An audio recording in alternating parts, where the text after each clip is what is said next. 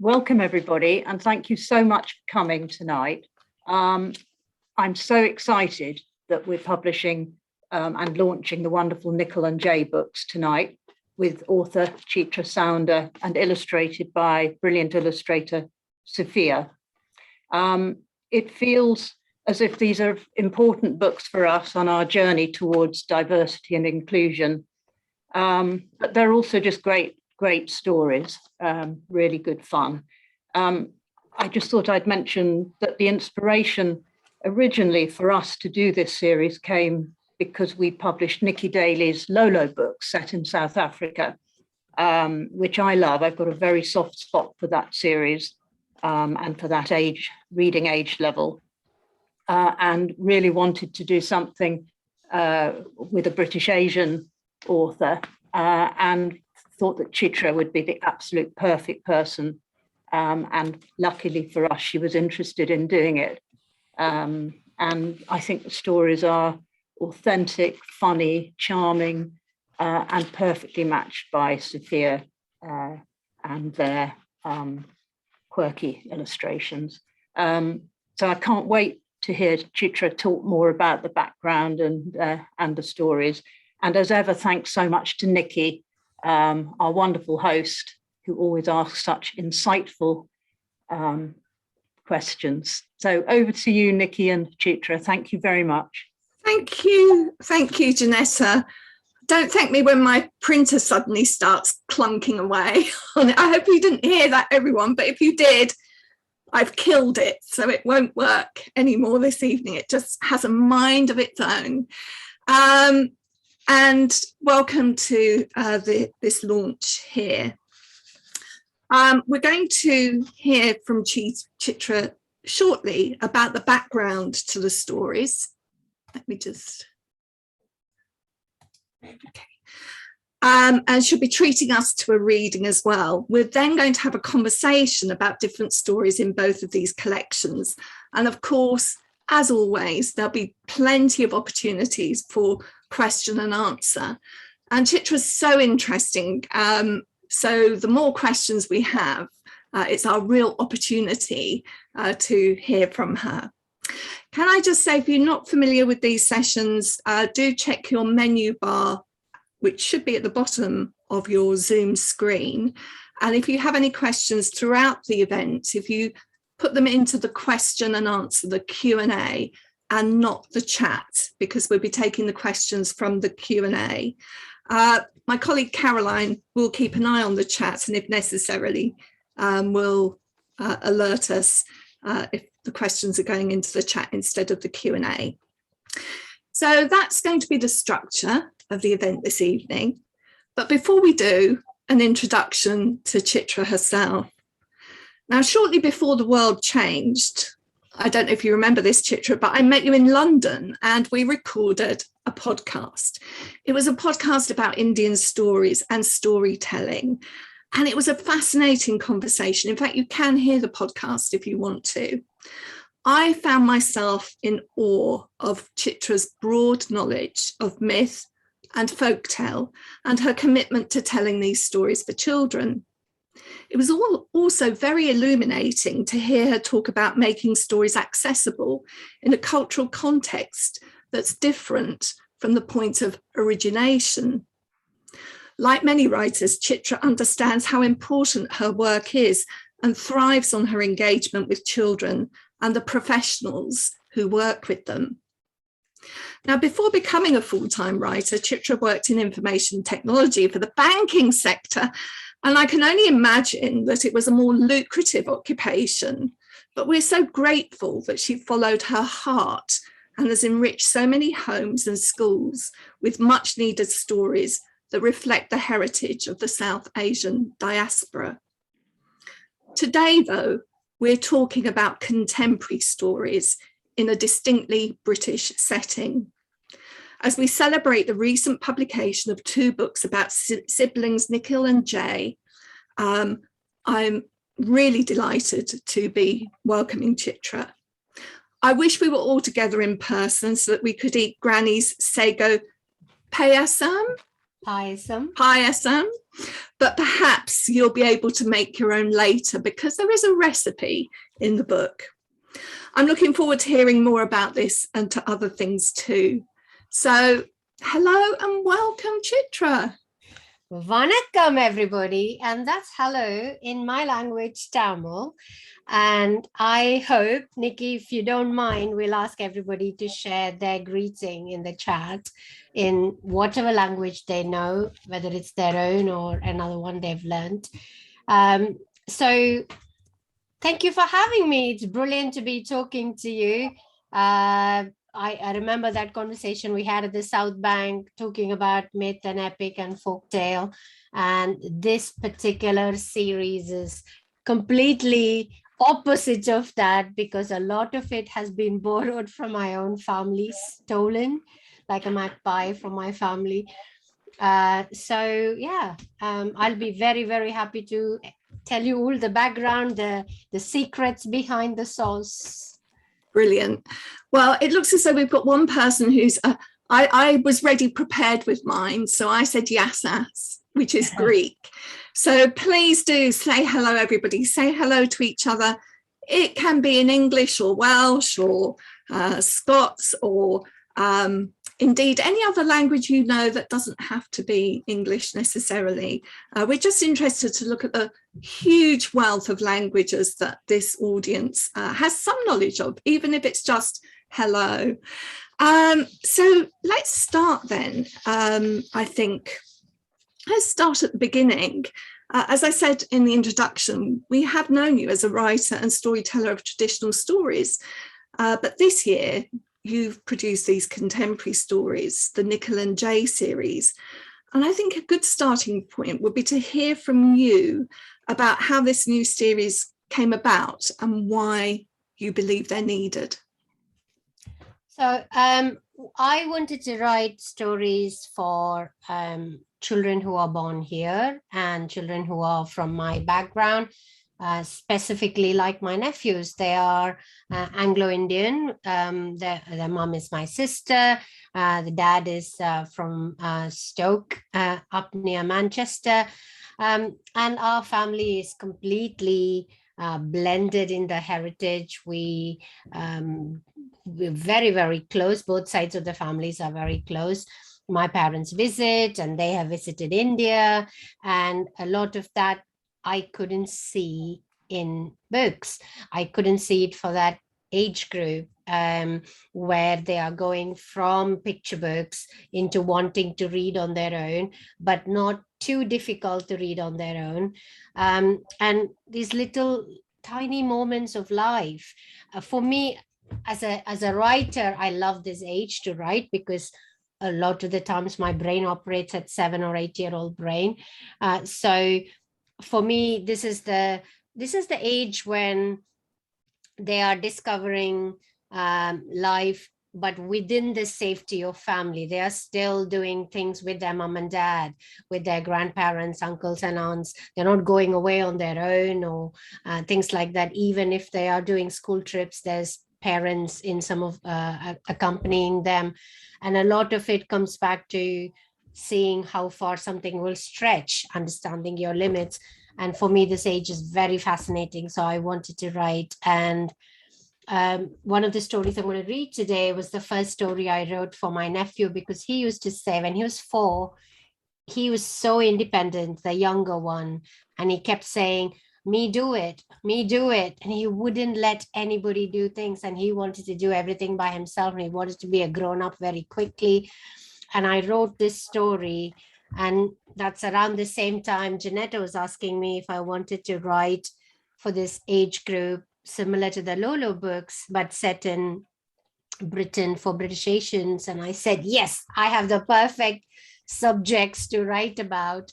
And to be honest, my nephews identify with the stories so much. They think it's them for real.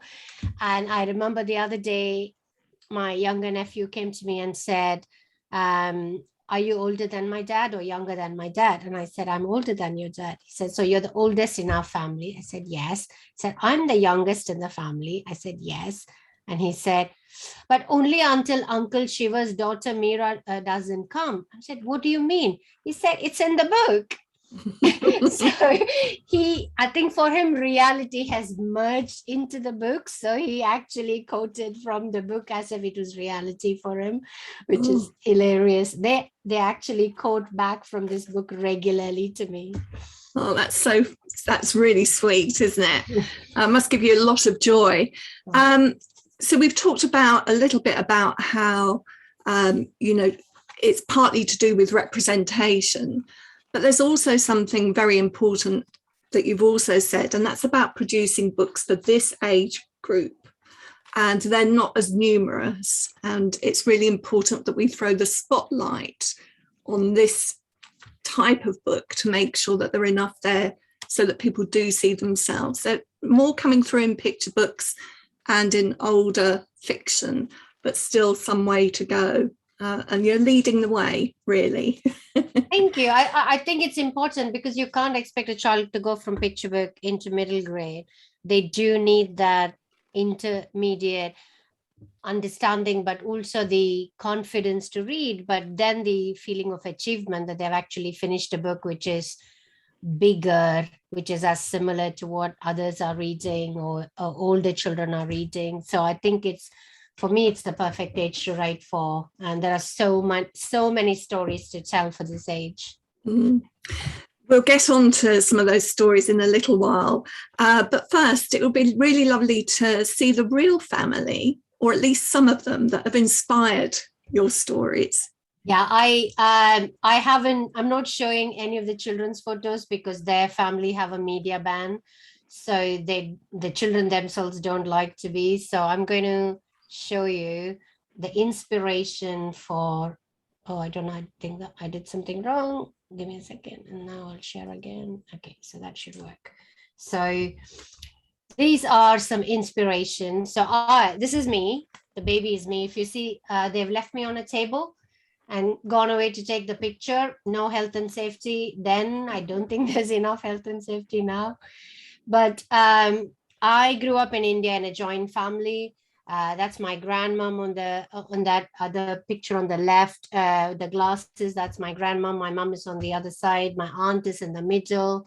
So we grew up together, and my grandparents stayed with us, and my uncles and aunts stayed with us until I was about 16. So we pretty much learned life with them. A lot of my storytelling happened with my cousins or on the motorbike. I'm the tallest at the back, and then the rest of the cousins and my sister. So I was one of those child who loved stories and told stories and heard stories and wrote stories, and it was all that. So when I wanted to get inspired by my family, this is my brother-in-law. And we sent some of these references to Sophia, the brilliant illustrator. They drew. So I'm not responsible if my brother-in-law doesn't like the pictures, but I think he doesn't mind. But we sent some of these. This is my sister, and that's how Suf has put her in the book. That's why we keep reminding the children they're not really you, they are just inspired by you. That's my brother-in-law's parent, mom and her partner.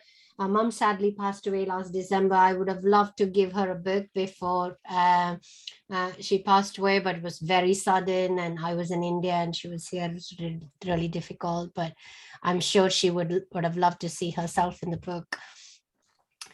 So my parents, and in the second book, we introduced my parents coming from, so the Indian grandparents coming from Chennai into the family, and the stories are all related and they are part of those stories. So it's just me and my sister. So we dress up once in a while. We don't get a lot of opportunity. My sister dresses up a lot more because she's a fashion designer. So she ends up doing a lot of Instagram with her fashion on it, but I don't dress up as much. This is how we blend tradition. So when they got married, the entire English family came to Chennai. We dressed them up in Indian clothes. We actually bought and stitched and everything in a week for them. and they attended the wedding. And on the right, you see a picture of a housewarming in South London with an Indian priest actually doing this housewarming. And we converted the poor agnostic brother-in-law into a Hindu for the time being for the ceremony. He's very, very Indian in his soul. We converted him totally into doing what we want him to do. Before you move on, Chitra, can you just go back to that picture and tell us what's happening in the housewarming? The housewarming is like a purification ceremony, because the real housewarming involves bringing in a cow and asking the cow to feed on your doorstep, which wouldn't happen here in London. But basically, you're offering fruits, banana, which is an important thing for us, and coconuts to the gods, and lighting a lamp and saying prayers to bring good luck into the new family home that they've bought. The priest is, so because their house is near Croydon, the priest is a very good friend of my dad who works in the temple nearby, because there are a lot of South Asians, especially Tamils in Croydon. So there are a lot of Tamil temples there. And he came over to do the ceremony for us. Can I ask what does it have a name, the ceremony? Yeah, it's called Griha Pravesam, meaning entering a new home. Oh. And this is how most of our family get-togethers are. So we all bring our food, different foods, and I cheekily put those, can you see the red markers? They are how I mark which is spicy and which is not spicy, because a lot of my brother-in-law's family can't eat spicy stuff. So we'll mark it up. Nowadays we do vegan, non-vegan, that kind of stuff as well, but we kind of bring everybody's food in. My mom and my dad are good friends with the in-laws. This is my brother-in-law's uncle and aunt, and we all went up the Shard, and we make sure that we are like, they do their own things with each other as well. And they don't necessarily, so my mom and dad can understand English, but they can't understand Northern accent really well. So when I'm there to translate most of the time, but the two aunties can simply use gestures to tell the whole story between themselves, and they'll manage the whole thing between themselves. So that way we're kind of very close. Obviously, I get to celebrate Christmas with them. This is my older nephew's card. When he was 4, he sent a card to my house, Akka to Merry Christmas, Isaac and Oscar. And they call me Akka. Akka means sister. Elder sister. My sister calls me Akka. They won't call me by name. That we still follow that rule. She'll never call me by name. She'll only call me Akka.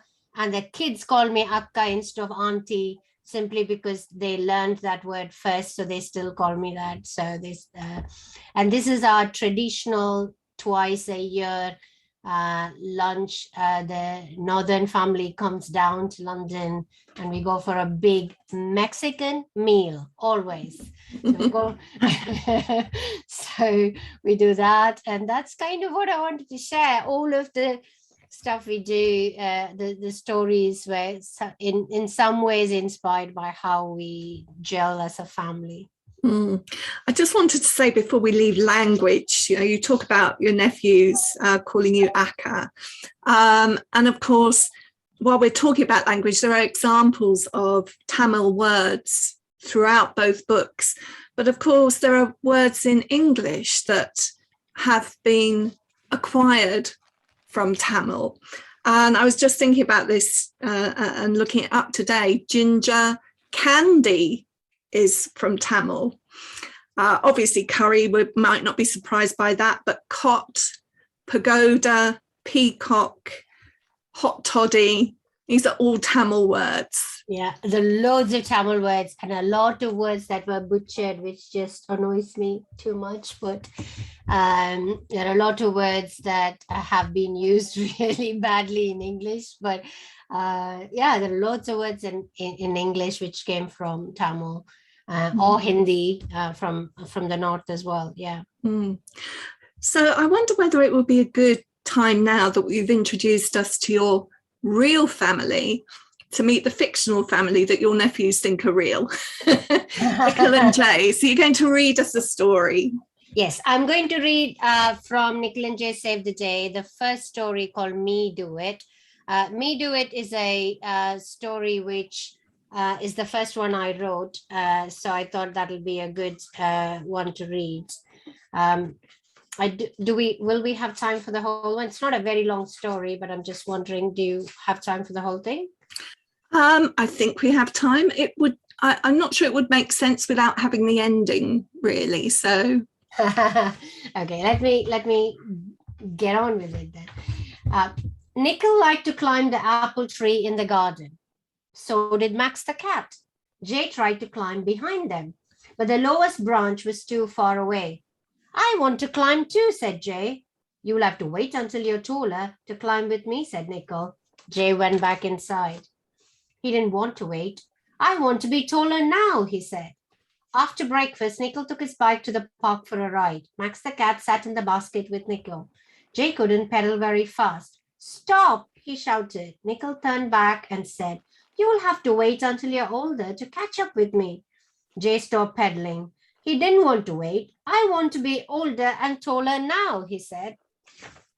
Later that morning, Grandpa and Nana arrived in their shiny blue car. Nickel helped with Grandpa's bag. Max the cat purred at Nana's feet. Jay hurried out to the car too. He tried to lift Nana's bag. It was very heavy. You'll have to wait until you're stronger to help out, said Nickel. Jay dropped Nana's bag on the floor. He didn't want to wait. I want to be stronger, older, and taller now, he said loudly. Now is not a good time, said Nana, smiling. How about after your birthday party, Nickel teased.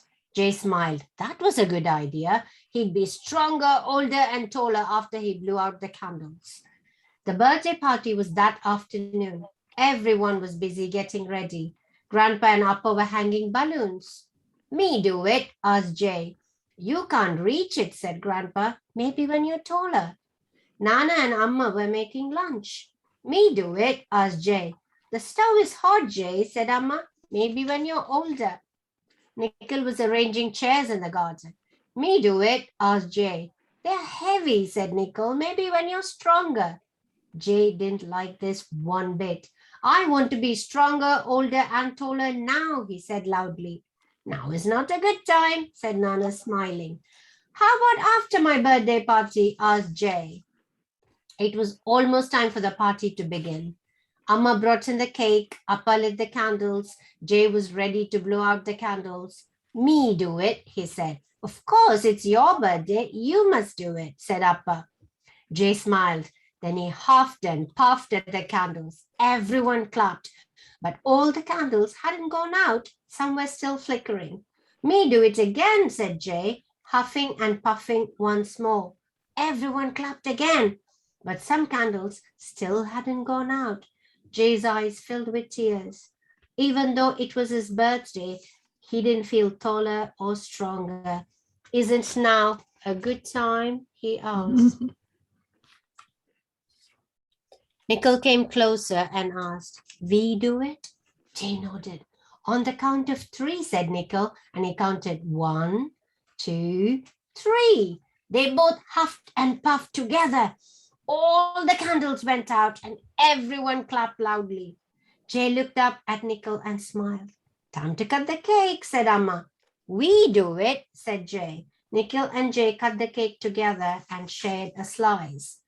After the party, they played by the apple tree. We do it, asked Jay. Nickel gave Jay a boost and Jay climbed on to the first low branch. Max the cat followed him up there. Then Grandpa took the boys to the park with their bikes. Jay sat on his bike. We do it? He asked. Nickel pushed Jay up the path and Jay rode his bike all the way to the swings. That evening, when Nana and Grandpa were getting ready to leave, Jay picked up the handle on the right side. We do it? He asked. Nickel picked up the other side. Together, they lifted the bag into the car. That night, after Amma and Appa tucked Jay in with a special birthday hug and turned off the lights, Jay whispered, Nick, we did it. We did it, said Nickel. Meow, said Max the cat, cozy in his bed downstairs. Yeah. That was Me Do It from Nikhil and Jay Save the Day. Yeah. And it has to be said, Max the cat is an important character in the stories, as cats are. Absolutely. And that's because my youngest nephew is obsessed with cats, even now. And he's got a black and white cat robot. And he wanted me to put it in his book. And the second book, there is a hamster called Prince, which was also his contribution to the book. The 2 days before I sent off the book to Janetta, there was an urgent call from my sister with a voice message from the younger one saying, "Can you please put hamster in the book?" So Prince got into the book. They're your co-creators. And the cat probably thinks the stories are about him, if I know anything about cats. Absolutely. So the stories, it would be nice for us just to talk a little bit about some of the other stories, because I think you cover a lot of things that are really important to you. If we stick with the first collection, Nikhil and Jay Save the Day, one of the things that they end up doing is campaigning for libraries. Well, I think there'll be lots of cheers going up from the audience here, because obviously we're all passionate about them. Tell us just a little bit about that story and why libraries really needed to be spotlighted in your story collection. I think two reasons. One, when I was writing this book was when huge shutting down of libraries was happening, and I desperately wanted to educate children who are reading that it's so important to be able to go to a library. And it very often says there, the books are free. Of course, it's not free to run, but it's free for everybody. And I think for me, coming from a culture where in India, we didn't have libraries. We had to pay for the books. Even the ones we rented, there were rental places where you to go and rent books. There weren't free libraries. And it's a way to bring equality to all families. Not everybody can afford to walk into a bookshop and buy brand new books. Of course, we want people to buy books, but for people who cannot buy books, there should be a way to go and get them to read those books and stories as well. So for me, libraries have been extremely important growing up, and libraries are very important even now. I live in a borough which has got brilliant libraries, and I'm there every week. And we encourage the children to be able to go and buy, but also it gives you the sense of discovery.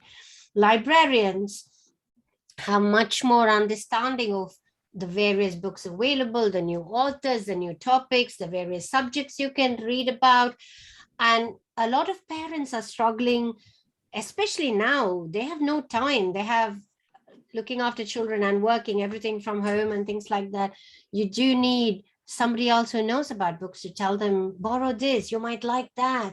Or you're talking about aeroplanes, we have a book about that. And that specialty, whether it's school libraries or whether it's public libraries, I think we definitely, it's important. And that's why in that story, they're campaigning for libraries to come back.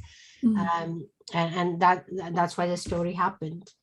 We like a bit of activism with our 5 to 7 year olds. So I want to talk a bit about the second collection, Nikhil and Jay, The Star Birthday. I have to say some of my favourite stories really are in this collection, because it takes place over a summer when Granny and Grandad come from Chennai, and the stories are absolutely delightful. Maybe I think the first story is about Mango Madness, isn't it? I love that one. Tell us a little bit about that story. So my parents come as often as they can in the summer. Most years they've been coming since the kids were born. So they come and they stay for about 4 months with the children, and we do a lot of things together.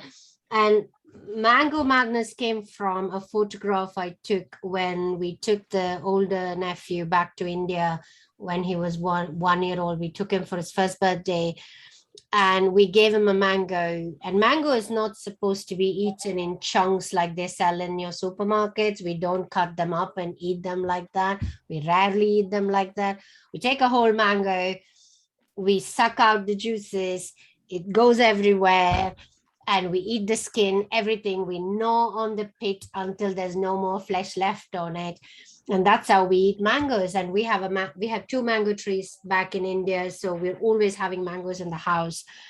And when I saw him as a 1-year-old literally demolish the mango, and is covered in mango pulp, I thought that should definitely become a story, because I'm not into eating mangoes with a fork and piercing it like that and eating it very tenderly. So what I want to know, perhaps people would put this in the chat, if anybody has eaten a mango, like an apple, basically. Yeah.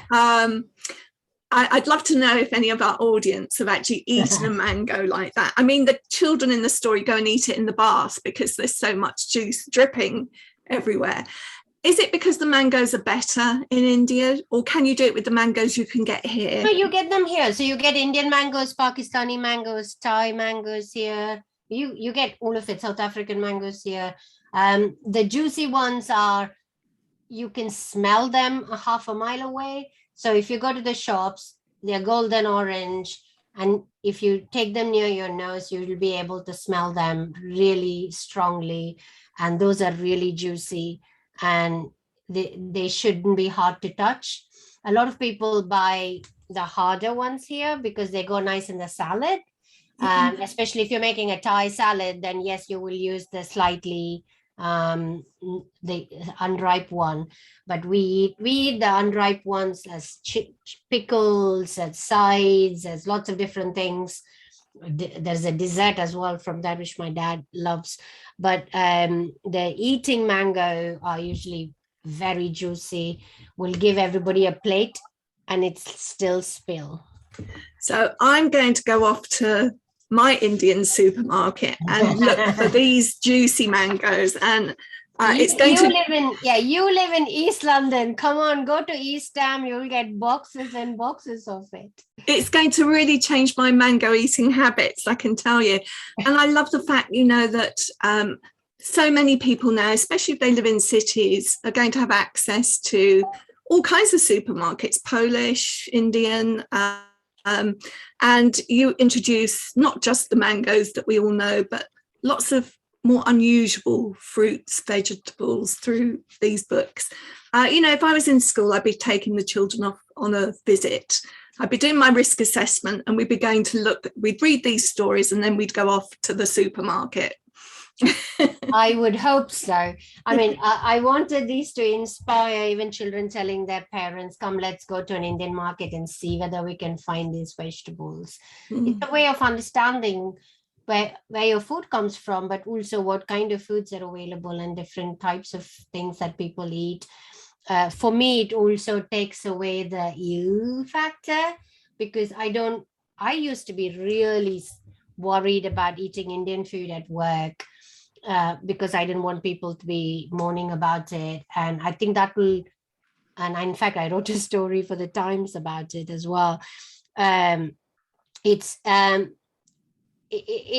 all that extra myth goes away. It's all, children love to learn new things. So I think they'll be very interested. Another story that I really loved, actually, is called Banana Feast. Yes. And it just makes us aware of, it's a sustainability story, but it's all conveyed through bananas. Our family is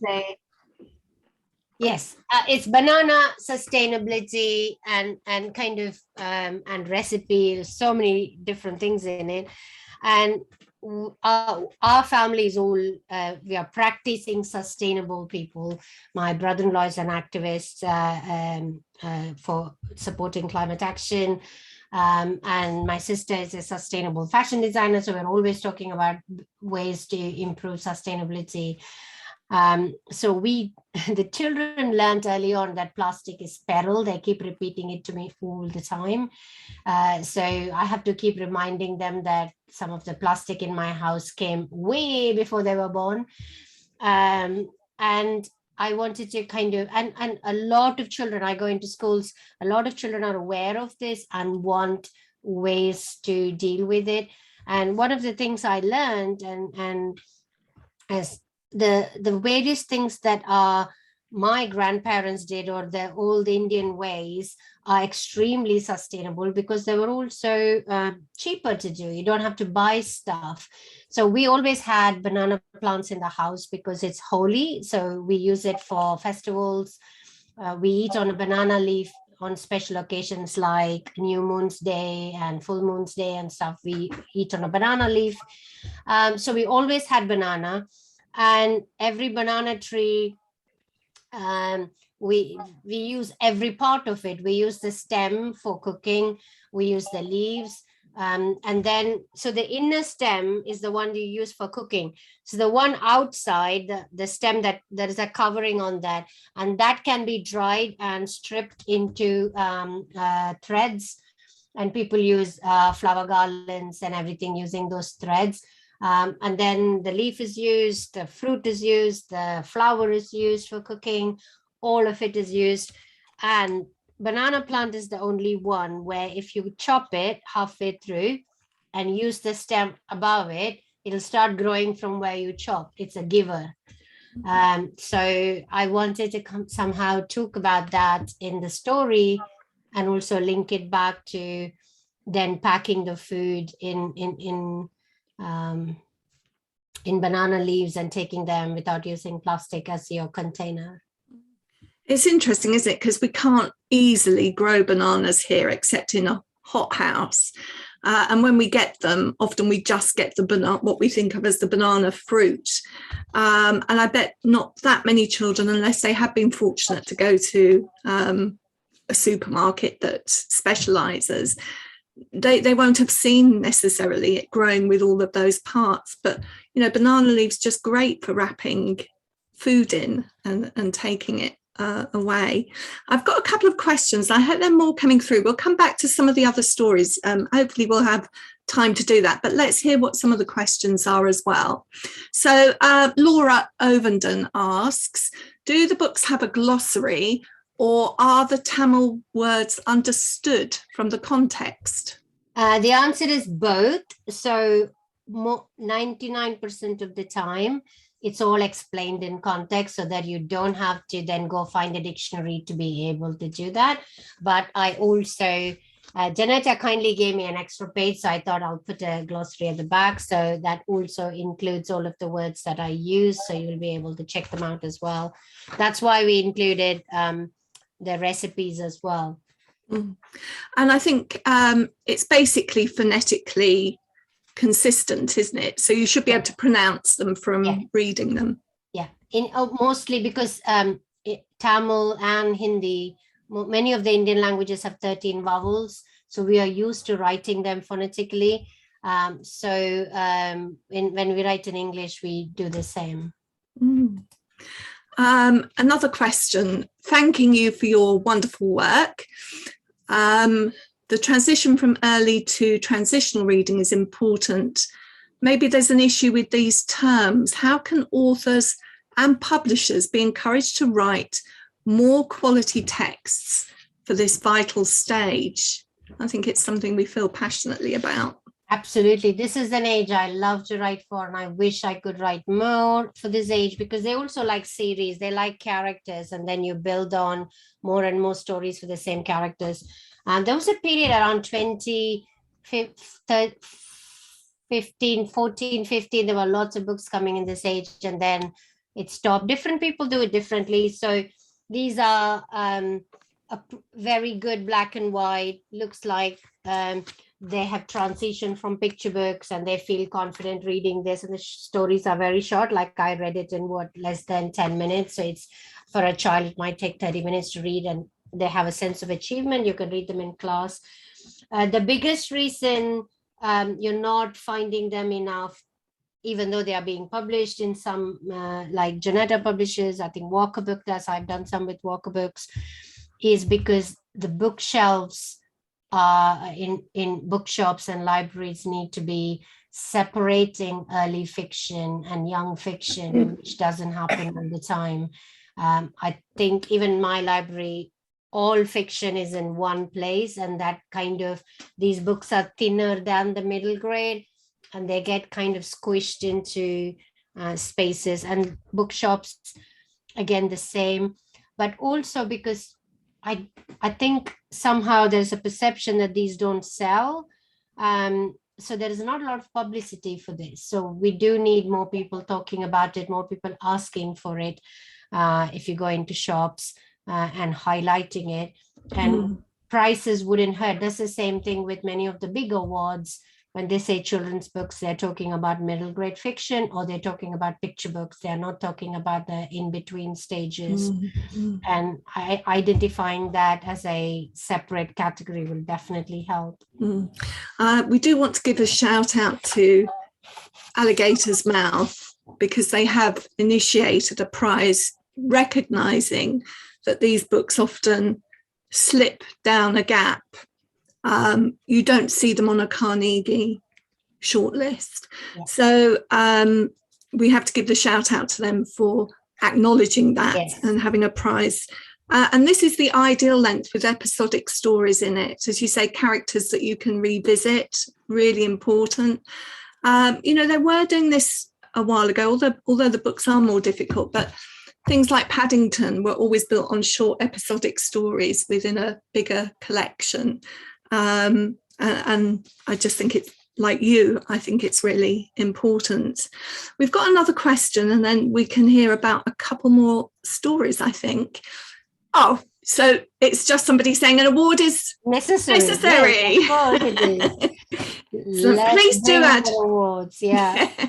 Please do add any further questions in there. But while you're doing that, I wanted to go to, we've talked a lot about the distinctiveness of Tamil culture and the blending, but actually these stories are very universal. They just happen to have a context that brings the Tamil and the blended family together. Star Birthday, I love this story. We've seen different traditions for home warming, and this is about different birthday traditions. Tell us a bit about that story. So birthdays, I wrote a blog post a while ago talking about why there are only cake cutting birthdays modeled in pretty much 99% of the picture books.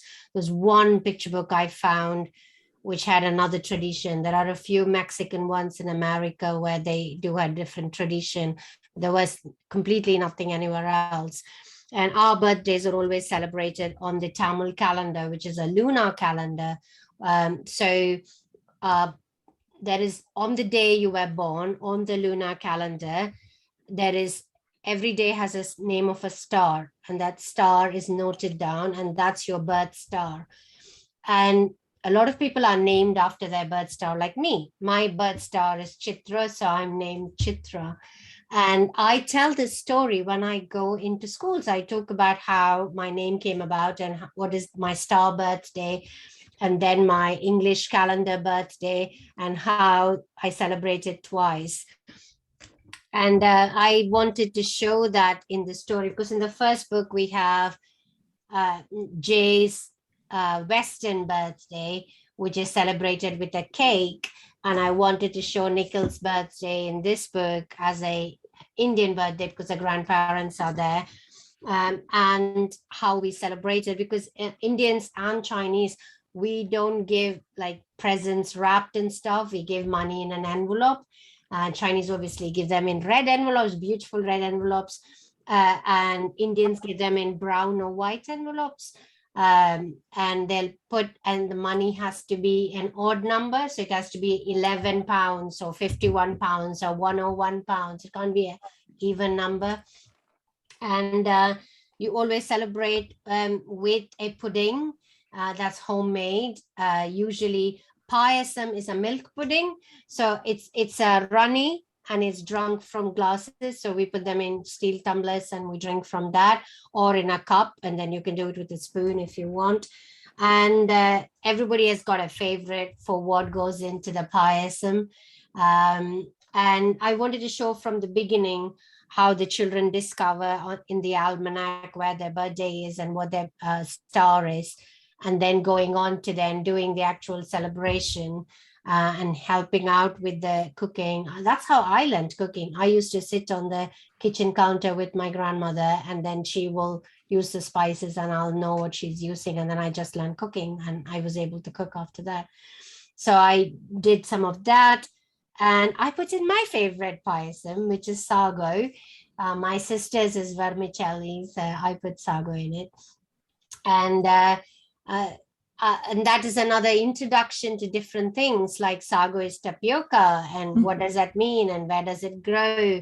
So some of the activity packs I've created kind of covers some of that research that you can do as a class, as a teacher, or even as a parent, you can do some research as you read.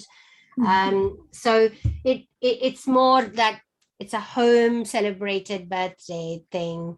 No balloons, no none of that. It's just warm wishes and love. Many of the stars have stories in mythology, don't they? Yes. I think the star that's mentioned in this story is quite important. I mean, it has quite a isn't there did I mention a star? Yes, I did. Yes, that star has got like a whole epic behind it. And I think I used my nephew's real star. I think it's July, isn't it? Around July time. Kritika is a star that is related to one of the gods we have. His name is Muruga or Kartikeya. And there's a big North London temple for him. And there is he will be in all the temples as well. And his way to fly is on a peacock. And there are loads of stories associated with him and his birth and how that whole thing came about. So it's a lot of fun to take from there and do a lot more research. We will have time maybe for just one or two more questions if you want to put that in the Q&A. If not, I'm just going to ask, well, we've talked about birthdays, we've talked about mangoes, banana feasts. I know what I want to know. Granny and Grandad have come from Chennai. Is there going to be a collection of stories where Nikhil and Jay go to India? Ooh, yes, there might be. Although I should say the proposal I've sent to Janetta doesn't include that. I think we should.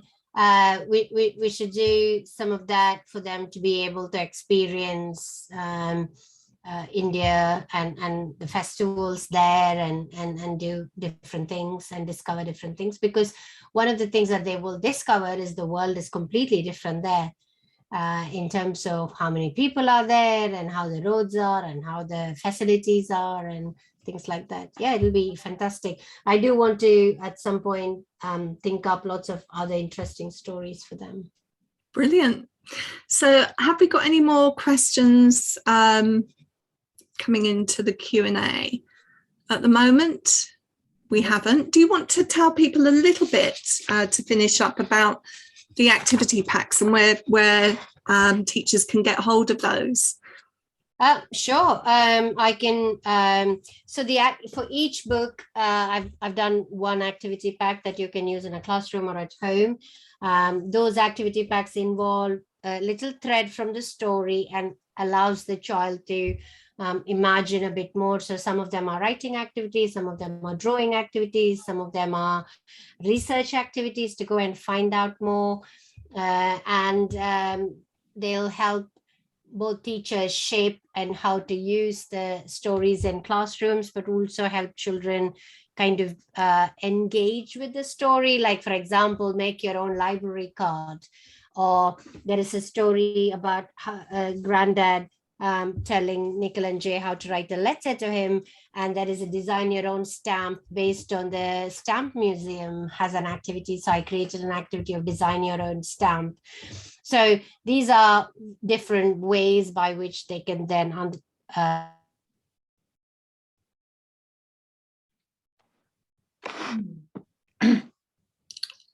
think you've just frozen, Chitra. dear. Just while we're waiting to see if Chitra can come back to us to close our session, I will just mention that there is a story in Nikhil and Jay, the Star Birthday, in which Grandad gives the children a set of envelopes ready addressed with stamps and encourages them to write to him, which I think is a really lovely idea, that you don't have to live a long way from your grandparents to set that up as an activity. But we have lost Chitra right at the end of the session. Thank goodness it was at the end of the session. Maybe I'll just invite Janetta to come back to round off, as we don't have Chitra here. Is that all right, Janetta? Yeah, okay. Oops. Yeah, okay, here I am. Thank goodness we last got through to the end, though. Well, hopefully she may reappear and get back in. But no, I just would like to say thanks to everybody for coming. But also, I found this really fascinating. I do think the sort of meld of cultures is just wonderful. And the recipes, I hope everybody's noticed the recipes at the back, because I think that's so nice that we mentioned the payasam in the story, and then you can actually go away and make it. And there was a very nice comment in the chat box, I don't know if you saw it, Nikki, saying the Star Birthday would be very useful for Key Stage 1 science. And DT, the recipes at the back, offer the perfect model for instructions to. Well, I hadn't thought about that, but you know, I think there are so many cross-curricular ways, aren't there, that these stories can be used. And also, I just want to say, yes, very much do want to do more. I think we should have another couple of stories about Nikhil and Jay. I think these books work best, don't they, when they are a proper series. Oh, here she is. Just come back, that's fine. Yeah, Zoom threw me out. It basically said network connection untrusted, and it just threw me out. Now I'm connected through the phone, so hopefully we'll be fine. No, I was just saying I hope we will be able to do more stories, Chitra, and I think I might have just had your agent send me one, actually. So yes, I love the idea of them going to Chennai and seeing them in that situation. Well, I'd just like to draw our evening to a close by thanking, first of all, Janetta for suggesting that we host an event this evening so that you could hear from Chitra about these stories. I'd obviously like to thank you, the audience that turned up this evening, and for your comments and questions. And please, if there is anything that you want to pass on to Chitra, do put it in the chat, because I'll send the chat to her after the event this evening. But of course, the biggest thanks of all of the evening goes to Chitra for sharing her family stories with us. I know there's so much more that you could say, but you should save that for when you go into schools and you are there with the children. And I hope teachers know that they can get hold of you, and that you know your school visits are always so appreciated, and you've got many champions out there. John Biddle, for instance, who runs the Reading for Pleasure Facebook page, is a real champion of yours, I know. So that's a good testimony to have. And I'd just like teachers to know that. So thank you so much. It's been wonderful. Thank you for having me. Thank you for chatting with me, and also all the support for Nikhil and Jay, because there's such a great series to be able to take it to schools and talk to teachers about and parents about it. So thank you so much for giving me the space to talk to your audience about it, and teachers and librarians about it. Yes, I'm always willing to go anywhere for school visits. I'm double vaccinated, and I heard what you said. Anywhere, you said. There's a school here from the Outer Hebrides. Yeah, I've gone. There we are. I've gone to, I'm in Devon first week of October, the whole week doing events. So yeah, I'm always everywhere. So do, if you want me to come to your school, give me a shout. Brilliant. Thank you all very much, and good evening to everyone. Enjoy the rest of your evening. Thank you for coming, everybody, and a big shout out to Sue, who couldn't be here today. She's working; they're working, so I'm hoping they'll be able to see the recording later on. Brilliant. A big part of the book is Sue's illustrations. Good night, everyone. Thank you. Bye bye.